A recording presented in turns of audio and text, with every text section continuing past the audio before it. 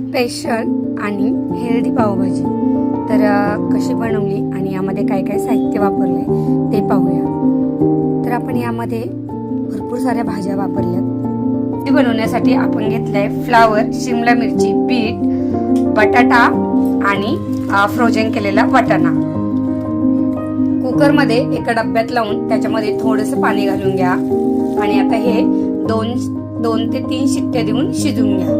शिजून घेतलेला वाटाणा, कांदा, टोमॅटो, हळद, गरम मसाला, हिंग, मिरची आणि घरचा गरम मसाला, आलं आणि लसूणची पेस्ट आणि पावभाजीचा मसाला।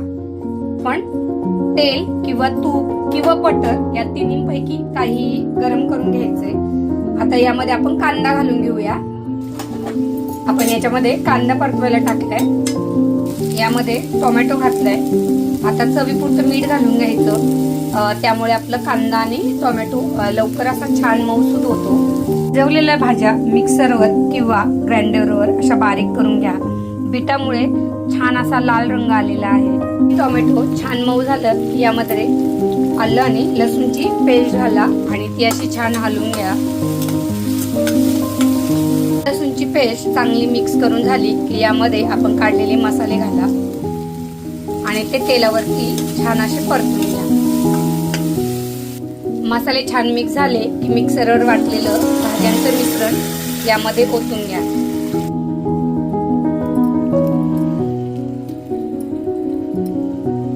आता सर्व मिश्रण ओतून झालं की असं छान मिक्स करून घ्या। अशी बीटमुळं आणि गाजरामुळं छान असा भाजीला रंगही आलाय आणि भाजीचा स्वादही छान येतो। तसंच भाजीची पौष्टिकता आहे ती अजून जास्त पटीने वाढली जाते। मुलं या निमित्तानं भाज्या सगळ्या खाल्ल्या जातात। रेसिपी आवडली असेल तर नक्की लाईक करा, शेअर करा आणि सबस्क्राईब करा। धन्यवाद।